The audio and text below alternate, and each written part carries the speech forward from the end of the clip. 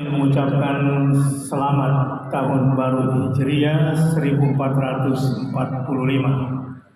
Moga-moga tahun ini menjadi tahun terhebat buat kita semua.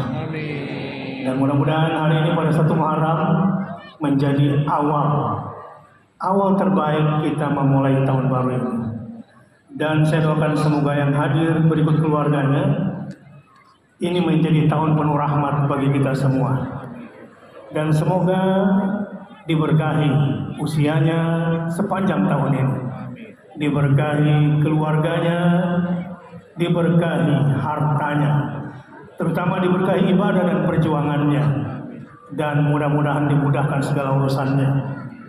Dan mudah-mudahan 1445 Hijriah ini menjadi tahun di mana hati kita dipenuhi dengan afirmasi positif dan langkah-langkah progresif. Allahumma amin ya rabbal alamin. Selamat datang di Muharram Fest. Mudah-mudahan ini bisa menjadi annual tahunan setelah ini dan bisa berkolaborasi dengan Hijrah Fest. Amin.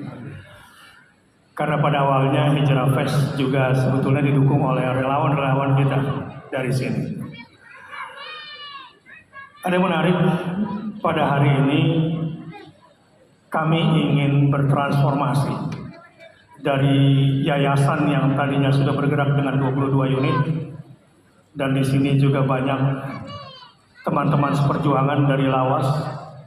Saya tidak lupa ada Pak Glenn, ada Mas Haiban, ada Pak BW yang dulu kita bersama-sama di Khalifah Club.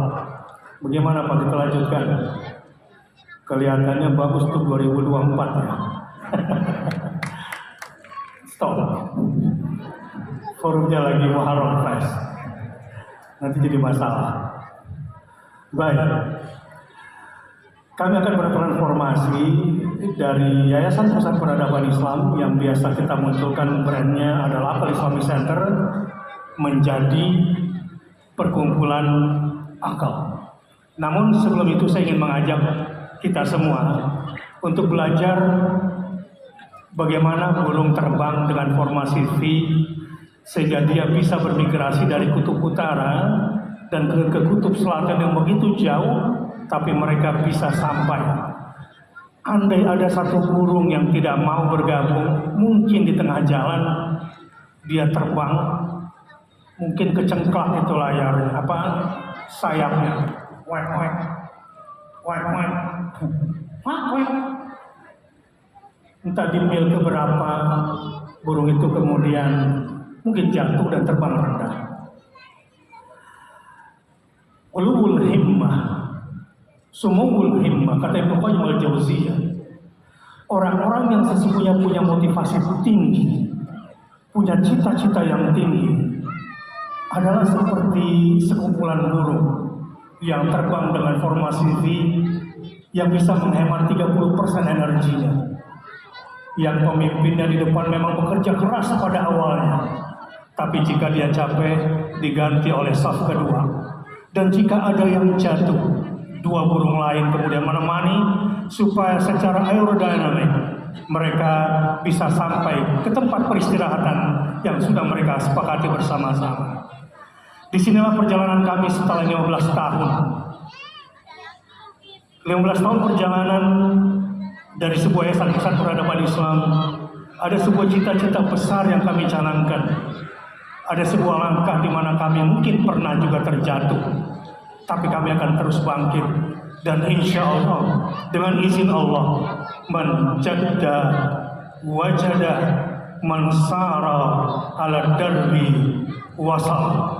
Barang siapa yang bersungguh-sungguh, maka dia akan sampai pada tujuannya. Dan barang siapa yang berjalan di treknya, maka dia juga akan sampai kepada tujuannya. Assalamualaikum Mas, lagi ngapain? Masya Allah.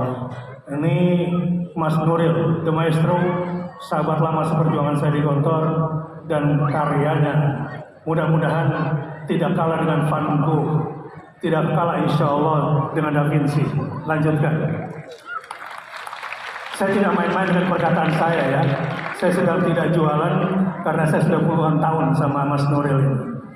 Hanya saja karena karyanya kaligrafi, sebuah lembaga bergengsi yang harusnya fair sebagai kurator di Prancis menganulir hanya gara-gara kemampuan dia di bidang art dialokasikan di bidang kaligrafi. Tapi nggak apa-apa, penghargaan kita cukup dari Allah Subhanahu wa Ta'ala. Ini Mas Nuril, saya perkenalkan. Harusnya ada kamera ini. Cepat kameranya, kita perlihatkan bagaimana cara Mas Nuril melukis. Dan ada satu karya lukisannya yang sangat boros cat, dikerjakan selama 9 bulan, dan dia tidak akan melepas lukisannya kecuali harganya berapa, Mas? Masterpiece harus kita lelang untuk membiayai peradaban dan yang berkeunggulan yang membawa zaman ini ke zaman emas. Harganya pasti mengejar harga Cezanne yang ada di Hari Amata Headquarter, minimal setengahnya. Semoga taruh Ustadz yang nanti bisa melelang, dan dokumentasi di Taman Kantor ini akan kita sambungkan ke Museum of Modern Art di New York, juga di Sotheby's London. Terima kasih. Nanti akan ada forum khusus. Teman saya ini memang sangat berkualitas dari sisi lukisan, tapi nanti akan berbicara di forum khusus saja. Bismillahirrahmanirrahim. Transformasi kami mengharapkan kebersamaan baik dari yang sudah ada dan bersama-sama berjalan, insya Allah. Karena kita punya Al-Quran, saya tahu caranya bagaimana untuk menang, dan saya juga tahu orang-orangnya, siapa yang akan diajak untuk menang. Sekilas mari kita lihat bagaimana burung. Pernah nggak ngeliat bagaimana burung yang terbang secara acak, jumlahnya sampai 50.000, kemudian membuat formasi tapi tidak bertabrakan? Pernah lihat? Kalau orang Arab menyebutnya zerzur. Bagaimana mungkin burung yang terbang menggumpal, membola, membuat formasi satu sama lain masuk ke yang lain, tapi tidak ada tabrakan satu sama lain? Bahkan ada burung elang yang berusaha memakan salah satu dari burung ini, tapi sampai pusing burung elang itu, kemudian hasilnya nihil. Itulah manfaat dari sebuah kebersamaan, dari sebuah keberjamahan. Awalam yaru ila tayri fawqahum saffatin wa yaqbil ma yumsikuhunna illa ar-rahman innahu bikulli syai'in basir. Saudara-saudara, kami yakin bahwa perjalanan terbang kami dari sebuah yayasan menjadi sebuah perkumpulan dengan base yang sudah kami miliki hanya bisa terjadi kalau Allah Ar-Rahman yang menggenggam kami dalam perjalanan ini. Dari situ kami menyadari bagaimana caranya untuk sukses. Dari situ kami menyadari bagaimana caranya untuk menang adalah memantaskan diri agar selalu dalam genggaman Ar-Rahman. Burung kadang-kadang terbang dengan safar, lurus sayapnya, dia terbang. Kadang juga wayakbil, sayapnya ditekuk sehingga dia terbang seperti peluru. Ya, seperti peluru melesat. Ketika dia akan mengepak lagi dan terbang lagi, kemudian dia istirahat sampai kepada tujuan yang sangat jauh yang tidak bisa ditempuh dengan sendirian. Dari mana dia mendapatkan informasi? Dari mana dia tahu tentang strategi? Bagaimana dia bisa menghadapi musuh? Bagaimana bisa lolos dari mangsa? Insya Allah kekuatan kita ada pada satu kata kunci, ma yusibunna illa rahman. Moga-moga nama lembaga yang tadinya Ar-Rahman Quranic Learning lalu disingkat menjadi akal, betul-betul berangkat dari akal yang sehat, tapi tetap berpegang kepada kekuatan rahmat Ar-Rahman. Mudah-mudahan kami bisa sampai kepada tujuan membawa peradaban yang baru dengan Al-Quranul Karim.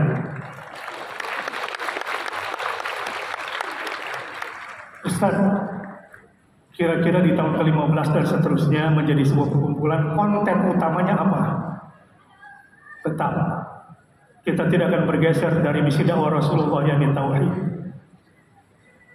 Tapi persoalan mendasar, terutama di era teknologi informasi saat ini, apalagi masuk ke alam baru yang bernama artificial intelligence, banyak lembaga pendidikan mulai pontang-panting menghadapi percepatan ilmu pengetahuan. Kemarin saya ingin tahu di mana kehebatannya Putin. Kenapa bisa bertarung begitu kuat padahal sumber-sumber keuangannya dikunci. Saya ingin baca buku dalam bahasa Rusia, tapi saya tidak punya cukup waktu untuk belajar bahasa Rusia. Tapi saya juga mau tahu apa kekuatan mereka. Termasuk saya juga ingin tahu bagaimana kekuatan Erdogan bisa memimpin 21 tahun kemudian menang lagi dan punya keinginan untuk membangkitkan Ottomania. Tapi saya tidak bisa bahasa Turki. Lalu saya browsing, saya dapatkan bukunya. Ternyata hanya dalam tempo sekian menit saya terjemahkan buku dalam bentuk PDF itu, saya bisa baca dalam bahasa Indonesia. Wow, kalau nunggu kuliah bikin penelitian dia mungkin lama. Ada percepatan, tetapi kerusakan yang sangat destruktif menimpa keluarga juga begitu besar, seperti yang dia teaterkan tadi tentang bagaimana kerusakan moral akibat tidak mampu mengantisipasi perkembangan percepatan teknologi. Baru saja kita rasanya bangga masuk ke era 4.0. Ternyata ketinggalan setelah masuk dunia AI. Lalu kami berpikir, kalau begitu bagaimana strategi dakwah ke depan?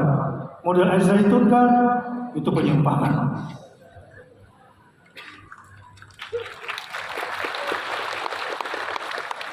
Radikalisme, kekerasan, intoleran, itu bukan kami. Karena bagi saya, bagian daripada tauhid adalah ketika kita berpegang kepada ketuhanan yang Maha Esa. Dari situ kita bisa membangun kemanusiaan yang adil dan beradab. Dengan bekal dua itu, kita akan bisa mengokohkan persatuan Indonesia. Dan langkah selanjutnya, tinggal kerakyatan dan keadilan sosial. Insya Allah, Founding Father sudah cukup luar biasa membuat kita bisa bangkit dengan Pancasila. Dan ini adalah modal berbangsa yang sangat luar biasa. Juga, dengan semua dinamika dan perkembangan, perbedaan antara satu dan lainnya, dan perubahan-perubahan zaman, maka Undang-Undang Dasar 1945 yang bukan kitab suci terus disesuaikan. Dan insya Allah dengan semua perbedaan pendapat, saya yakin ketika kita dengan semua perbedaan tapi tetap berpegang pada konstitusi, dari sini kami akan berangkat insya Allah Undang-Undang Dasar 45 yang sudah dimusyawarahkan dengan baik dengan semua kekurangan, inilah yang terbaik, dan kita akan berangkat membangun bangsa ini dengan Undang-Undang Dasar itu. Dan saya juga tidak ragukan lagi bahwa di dalam Al-Quran di surah Al-Hujurat tentang pentingnya Bhinneka Tunggal Ika, dan pada akhirnya negara kesatuan Republik Indonesia ini yang akan kita besarkan ini insya Allah akan menjadi negara yang besar, negara yang maju, bukan cuma untuk Indonesia tapi insya Allah untuk seluruh dunia. Dari sini dengan Al-Quran saya yakin, dari sini bersama rahmat Allah Subhanahu wa Ta'ala, mudah-mudahan tujuan bisa kita capai. Jadi apa konten utama kami melihat kondisi dakwah hari ini? Kami terus berpikir sambil melihat ke dalam, mempelajari situasi, meriset. Tetapi memang tidak mudah. Namun pada akhirnya kami simpulkan konten utama kami nanti di dalam dakwah adalah tentang tauhid dan parenting. Untuk itu, saya ingin membacakan tentang manusia pilihan sebagai model untuk membangkitkan peradaban kita. A'udzubillahi minasyaitonirrajim. Bismillahirrahmanirrahim. Innallaha astafa Adam wa Nuhan wa ala Ibrahim wa ala Imran alal alamin. Ala basirah, saya melangkah untuk berdakwah harus terang. Siapa model yang akan saya contoh? Harus konkret, terukur strategi yang akan saya kerjakan. Dan bismillahirrahmanirrahim. Rupanya surah ini sangat menginspirasi buat saya ketika menggabungkan antara tauhid dengan parenting menjadi konten utama ke depan. Ada 4 sosok laki-laki utama yang Allah pilihkan buat kita semua. Tapi menariknya, 2 laki-laki ini disebut sendirian dan 2 laki-laki yang lain digabungkan dengan kata al. Innallah astafa. Alhamdulillah, sebagai seorang muslim yang berpegang kepada Al-Quran, kita tidak kehilangan sosok model bagaimana cara membangun peradaban. Adalah Adam alaihissalam, adalah Ibrahim, adalah Nuh alaihissalam, adalah Al-Ibrahim, adalah Al-Imran. 4 model ini kita lihat. Allah Subhanahu wa Ta'ala dalam banyak ayat menjelaskan tentang 5 keistimewaan Adam sebagai model membangun peradaban. Adam yang pertama diciptakan langsung dengan tangan Allah, dengan bentuk dan rupa yang terindah lewat kekuasaannya. 2, Allah mengajarkan nama semua benda kepada Adam alaihissalam. 3, Allah memerintahkan semua malaikat untuk sujud padanya. Sujud penghormatan, bukan sujud penghambaan. Karena temannya setan kadang-kadang suka protes. Kenapa malaikat mau sujud pada Adam? Padahal sujud di sini maksudnya adalah penghormatan, bukan penghambaan. Adam ditempatkan, diciptakan di surga pertama, yang pada akhirnya ditempatkan di surga lagi yang abadi selama-lamanya, yang lebih bagus dari surga yang pertama. Dan yang kelima, dijadikan sebagai bapak dari semua manusia. Konsep yang saya ambil sebagai model untuk pembinaan dan dakwah, menggabungkan antara tauhid dengan parenting, saya simpulkan menjadi seperti slide berikut ini. Bagi saya, Adam adalah sosok yang dijadikan ayah bagi semua bangsa. Iya, kita semua jangan cuma bisa jadi ayah bagi anak-anak kita sendiri, tapi kita juga bisa menjadi ayah bagi anak-anak yatim. Buat bapak-bapak jangan salah paham. Biasanya menjadi ayah bagi anak yatim langsung ambil ibunya, benar. Tapi jalan pintas ya. Bagaimana Ustaz Febri setuju? Adam menjadi ayah bagi semua bangsa, bagi semua laki-laki. Mari kita berjuang untuk menjadi ayah bagi bangsa kita dan bagi semua bangsa. Seperti Adam alaihissalam. Adam punya modal kuat, yakni ilmu. Diajarkan ilmu dan mengajarkan ilmu. Tentu ilmu yang paling penting adalah mengenal Allah Subhanahu wa Ta'ala. Dari situ sehingga malaikat pun sangat hormat, bahkan diperintahkan sujud kepada Adam. Ini model bagi para laki-laki, bagi para ayah yang ingin membangun peradaban. Diciptakan di surga yang pertama dan akhirnya ditempatkan di surga yang sempurna selama-lamanya. Saya kira orang cerdas di sini bisa menyimpulkan bagaimana memposisikan diri, mengambil ekstrak Adam yang bisa kita kerjakan dalam kehidupan kita yang paling simpel, yang paling dekat di depan mata.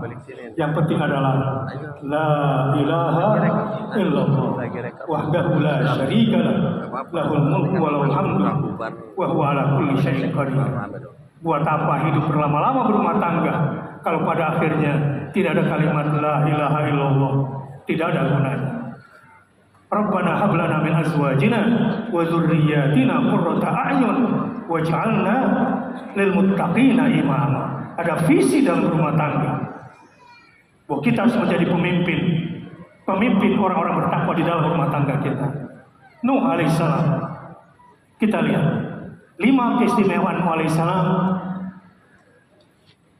5 ini saya kutip dari tafsir Al-Qurtubi. Al-Qurtubi mencoba meringankan saya dan saya kutip langsung. Jadi saya menyontek ya. Silakan dirujuk nanti di tafsir Al-Qurtubi bahasa Arabnya langsung. Ini saya mencoba mengindonesiakannya supaya mudah mengolahnya. 5 keutamaan Nabi Nuh alaihissalam. Sebagai seorang laki-laki, sebagai seorang suami, sebagai seorang ayah, sebagai seorang pemimpin, bagaimana Nuh alaihissalam dibentuk oleh Allah Subhanahu wa taala dalam membangun peradaban. Yang pertama, dia dijadikan sebagai bapak semua manusia. Yang kedua, ya, bapak biologis manusia yang kedua adalah Nuh alaihissalam, yang sebelumnya adalah Adam alaihissalam. Namun setelah peristiwa banjir besar, maka tinggallah kita sekarang bukan keturunan Adam, tapi zuriyat Nuh alaihissalam. Yang kedua, keutamaan Nuh, Allah panjangkan usianya, digunakan hanya untuk beramal saleh. Tuba, baiklah orang yang panjang umurnya tapi baik amalnya. Mudah-mudahan semua bapak yang ada di sini adalah orang-orang yang dianugerahkan seperti Nuh alaihissalam, dipanjangkan usia, dan di tahun 1445 ini menjadi ayah terbaik, suami terbaik, dan pemimpin terbaik, dipanjangkan usia dengan amal yang paling baik. Cuma baik itu ukurannya apa? Ukurannya adalah la ilaha illallah wahdahu la syarika lahul mulku wa lahul hamdu wa huwa ala kulli syai'in qadir. Buat apa sekolahin anak kalau pada akhirnya susah diajak sholat? Ada cerita, seorang ibu bangunkan anaknya, tapi susah sekali dibangunkan sholat subuh. Akhirnya ibunya mendidik dia dengan tidak membangunkan ketika jadwal masuk sekolah, jadwal kuliah. Terbangunlah si anak, tergopoh-gopoh, lari ke kamar mandi, seraya marah. Ibu, kenapa ibu tidak bangunkan saya? Gara-gara ibu aku telat kuliah. Ibunya dengan santai berkata, "Nak, kenapa kamu terlambat?" "Karena ibu tidak bangunkan saya." "Kenapa kamu marah?" "Ya hari ini aku ujian." "Ada masalah apa dengan ujian?" "Ya nanti aku nggak lulus." Nah, percuma nak. Kamu sudah tidak lulus akhiratmu, tidak ada guna lulus dunia.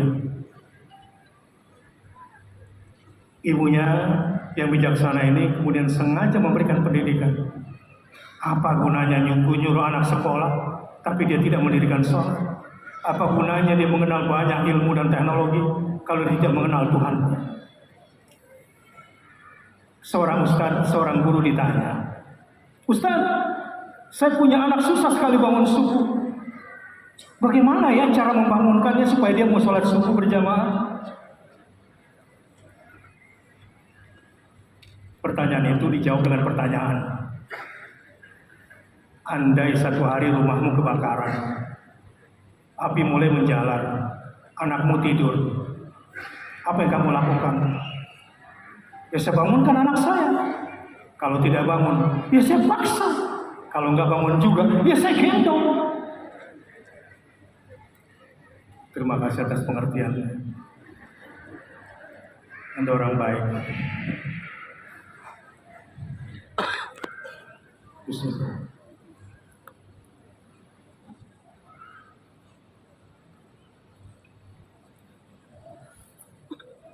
Kenapa Anda berusaha untuk membangunkan anak? Kalau perlu menggendongnya, ya supaya tidak kebakar anak saya. Begitulah cara membangun anak. Membangunkan anaknya demi kepentingan sholat, agar dia tidak dipanggang di atas api neraka bersama-sama kamu. Tauhid itu nomor 1 dalam pendidikan di keluarga. Kalau sudah mulai main-main dengan tauhid, LGBT pun kalau disikapi dengan permisif, maka akan ada istri-istri seperti istrinya Nuh alaihissalam. Kanat minal ghabirin. Allah nilai dia sebagai orang yang telah lari dari kebenaran. Jangan coba-coba untuk bersikap netral dalam gender. Karena kita diciptakan tidak boleh netral dalam gender. Dan cara berpikir ini tidak boleh dikembangkan di dalam rumah. Kita lanjut. Keistimewaan yang ketiga adalah dikabulkan doanya. Baik untuk kepentingan orang-orang beriman atau kehancuran orang kafir. Doa Nabi Nuh termasuk doa yang paling pendek, paling simpel. Tapi doa itu, gara-gara doa yang pendek itu, tenggelam seluruh permukaan bumi. Itulah Nuh alaihissalam, sang bapak biologis manusia yang kedua setelah Adam alaihissalam. Tetapi dia juga adalah sang rasul pertama pembawa risalah. Yang keempat, diselamatkan di atas kapal dan yang bersamanya. Yang kelima, dialah sebagai rasul pertama yang membawa syariat baru. Tadi di teater kita saksikan ada salah paham di antara kita ketika kita membaca doa Nabi Ayub. Siapa yang hafal doa Nabi Ayub? Wa ayyuba idnada rabbahu anni massani al-dhurru wa anta arhamur rahimin. Di sini datang dari Hayrat Foundation. Saya termasuk pengagum Said Nursi. Ketika menjelaskan tentang wa ayyuba idnada rabbahu anni massani al-dhurru, Said Nursi menceritakan seperti ini. Kesimpulannya beliau bilang, okelah Ayub sakit, tapi cuma fisiknya. Tapi kalau kita lihat isi daripada jiwa Ayub yang tidak ada keluhan dan senantiasa ridho kepada Tuhannya, maka sesungguhnya Ayub sehat-sehat saja. Ayub baik-baik saja. Hanya saja karena luka di luarnya ini yang sudah menjalar ke sekujur tubuhnya, khawatir akan mengurangi ibadahnya, khawatir akan mengganjal amal salehnya, maka dia berdoa kepada Tuhannya, Anni masani al-dhur. Tuhan, aku sudah tertimpa penyakit yang bisa menghalangi ibadahku. Tuhan, aku tertimpa penyakit yang bisa menghalangi amal saleh. Karena itu dia berdoa. Itu Ayub. Yang hadir di sini mungkin merasa baik-baik saja ya, tidak sehat, tidak komplikasi kadas, kurap, kudis, kutil, panu, dan macam-macam. Tapi kalau dilihat batinnya sesungguhnya, terutama tauhidnya kepada Allah Subhanahu wa Ta'ala, ketika sakit misalnya, fokus pada penyakit, tidak fokus pada hikmahnya. Ketika tertimpa musibah, tidak fokus kepada hikmahnya, lebih fokus kepada keluhannya. Allahumma ajirna fi musibatina wa akhlif lana khairan minha. Harusnya doa itu yang dibaca ketika tertimpa musibah. Tuhan, berikan pahala kepadaku di balik kesabaran dan tawakalku ketika aku tertimpa musibah. Dan jika ada sesuatu yang hilang akibat musibah ini dariku, gantikanlah dengan yang terbaik darimu. Sungguh itu yang terjadi di balik musibah, dan itulah yang dihadapi, yang dirasakan, dan yang didapatkan oleh Ayub alaihissalam. Kembali kepada Nuh alaihissalam, dia bersama orang-orang yang bersamanya diselamatkan di atas kapal. Sebenarnya harus informasi saat ini banjirnya melebihi daripada banjir Nuh alaihissalam.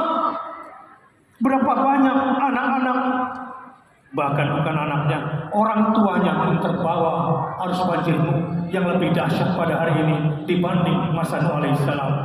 Maka di sini kita hadir bersama-sama untuk menyelamatkan anak dan generasi bangsa.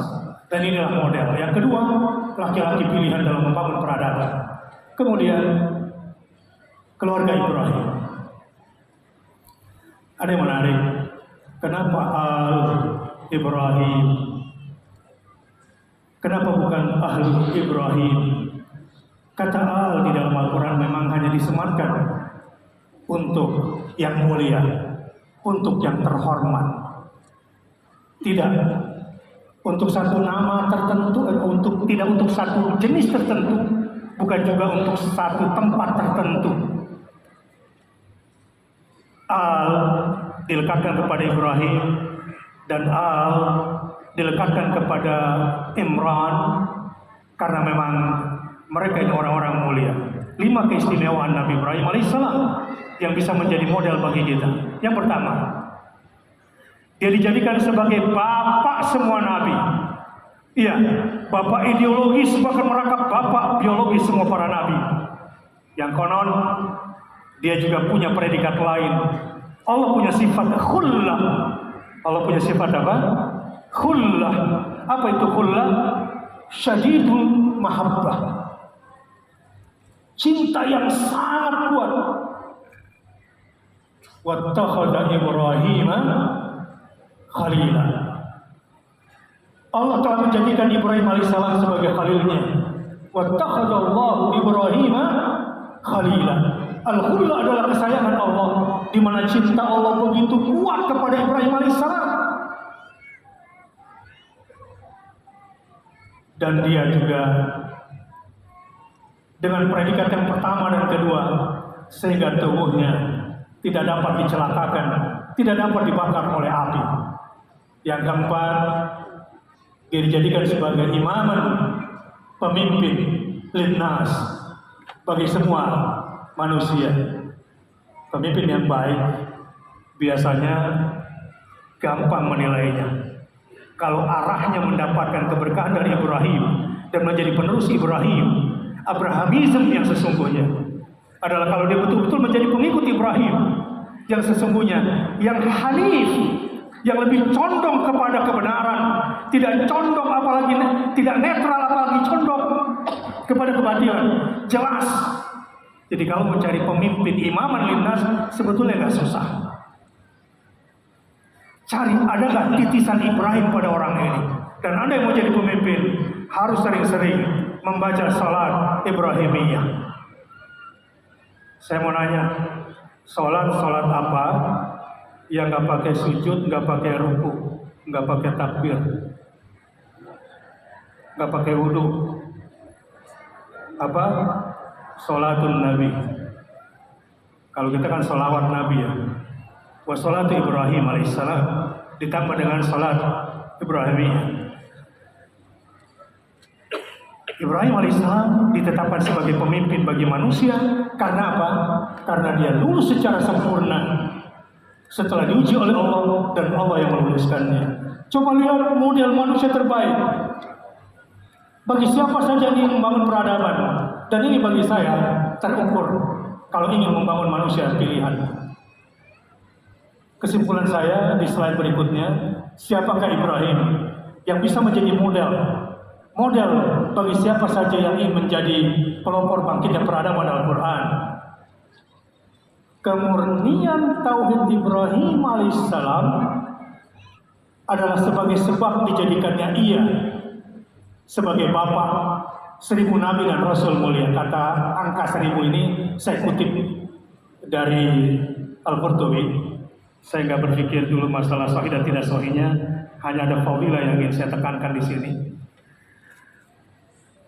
Bahkan dia menjadi kesayangan atau khalil Tuhannya. Energi api tidak dapat mencelakakannya.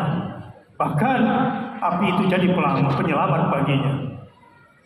Dan diangkatlah ia sebagai pemimpin semua manusia setelah lulus ujian dan sempurna.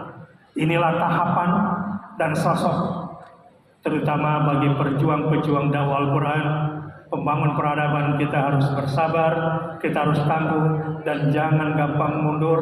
Terus, walau kadang harus berhenti sejenak, tapi ke depan bersama saya akan sungguh-sungguh sampai Allah buktikan saya hancur karenanya atau saya menang karenanya. Saya ingin agar ada perkumpulan akal yang bisa menyebarkan cahaya Quran ke seluruh Indonesia.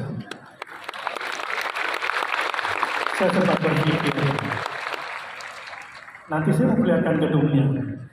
Kayaknya saya bakal punya kamar sendiri setelah ini, agar saya bisa pelototin tiap hari pekerjaan ini sampai saya mati. kelihatannya setelah ini akan ada perubahan besar yang harus saya pilih agar saya bisa memimpin burung di depan sementara. Kalau saya capek saya akan mundur. Tapi ada bayarannya, ada harganya, dan ada risikonya. Nanti kita akan lihat gambar dia. Inilah Ibrahim alaihissalam. Dan selanjutnya Imran.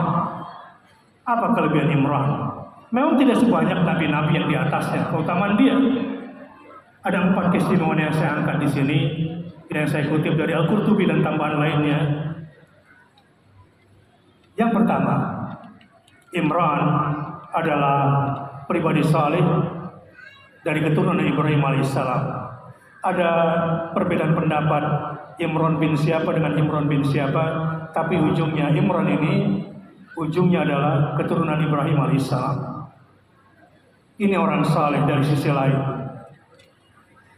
Yang kedua, dia dijadikan ayah bagi Musa dan Harun. Dan dia juga jadi ayah bagi perempuan suci yang bernama Maryam. Ini lelaki hebat buat saya. Ini pemimpin rumah ibadah. Bahasa kita, Imran ini sebetulnya marbot. Marbot itu apa? Marbutun bil masajid, kira-kira begitu. Adalah orang yang hatinya terikat pada rumah ibadah. Saya pikir bagus juga di sisa usia ini menghabiskan waktu untuk membangun rumah ibadah, tentu dengan makna yang luas. Mudah-mudahan dengan doa dan restu semua jamaah dan dukungannya saya bisa fokus dan berjuang untuk ini. Dan yang keempat, dia dijadikan kakek bagi Isa Al-Masih. Coba lihat, ayah bagi Musa dan Harun, tetapi cucu dari keturunan Ibrahim. Jelas banget nasabnya, ya. Jelas banget nasabnya. Jadi nggak disembunyiin, inilah orang saleh. Jadi ciri orang saleh itu nasabnya jelas. Kalau orang nggak saleh biasanya nasabnya disembunyikan, digelap-gelapin. Inilah nasab orang saleh. Apa yang bisa kita ambil terkait dengan tauhid dan parenting yang menjadi konsep dasar yang saya bicarakan hari ini? Memang narasi yang besar dan berat. Nanti kita kutip satu-satu di ceramah, di training, bagaimana detail-detailnya. Apa yang bisa kita ambil dari lelaki teladan yang keempat itu? Imran adalah pribadi saleh yang memilih hidup dekat dan melekat dengan rumah ibadah. Bahkan anaknya pun diwakafkan agar menjadi pengurus rumah ibadah. Tapi sayang, yang terlahir perempuan. Saat itu urufnya, kebiasaannya, yang boleh menjadi pelayan di rumah ibadah adalah seorang laki-laki. Rabbi inni wada'tuha untha wallahu a'lamu bima wada'an wa laysa dzakar kal untha. Sempat kecil hati Imran, Tuhan, ternyata yang kulahirkan, kata ibunya atau kata suaminya, anak perempuan. Tapi ini bukan perempuan biasa. Pribadi seorang ini memiliki hidup dekat dan melekat dengan rumah ibadah. Darinya lahirlah keturunan suci dan Al-Masih. Sucinya Maryam, Al-Masihnya adalah Isa. Dialah teladan keluarga dan rumah tangga mulia, dan mudah-mudahan di sini akan lahir orang-orang tua hebat yang kembali menatap keluarganya dan menjadi pemimpin keluarga yang bertauhid. La ilaha illallah wahdahu la syarikalah, lahul mulku walahul hamdu wa huwa ala kulli syai'in qadir. Demikian penyampaian saya, dan inilah konten utama dakwah kami di luar lembaga-lembaga pendidikan. Alhamdulillah, 15 tahun perjalanan kami sudah punya beberapa model.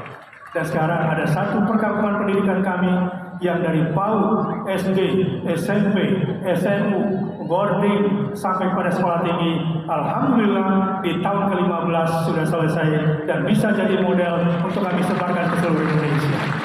Sementara di titik-titik lain sudah berdiri tetapi belum menjadi sebuah komplek. Dan setelah komplek ini jadi, saya sudah katakan kepada semua warga yang tinggal di komplek itu, tinggal satu langkah lagi untuk mengikuti dakwah Wali Songo. Kita akan membuat kauman di sekitar lembaga-lembaga pendidikan kita, di sekitar komplek-komplek pendidikan kita. Kita akan membuat apa namanya? Kauman itu apa kepanjangannya? Kaum orang-orang beriman. Allahumma salli wa sallim ala nabiyina Muhammad wa ala ali sayyidina Muhammad. Inilah langkah-langkah kami yang konkret. Inilah dakwah yang ingin saya jalankan, dan saya tahu bagaimana caranya menang dengan izin Allah, dan saya butuh orang-orang yang tahu caranya menang, dan kita berjalan bersama-sama. Dan hari ini saya mengajak, kalau ingin bergabung, mari bergabung di perkumpulan akal, dan inilah dia presentasi logo terbaru kita.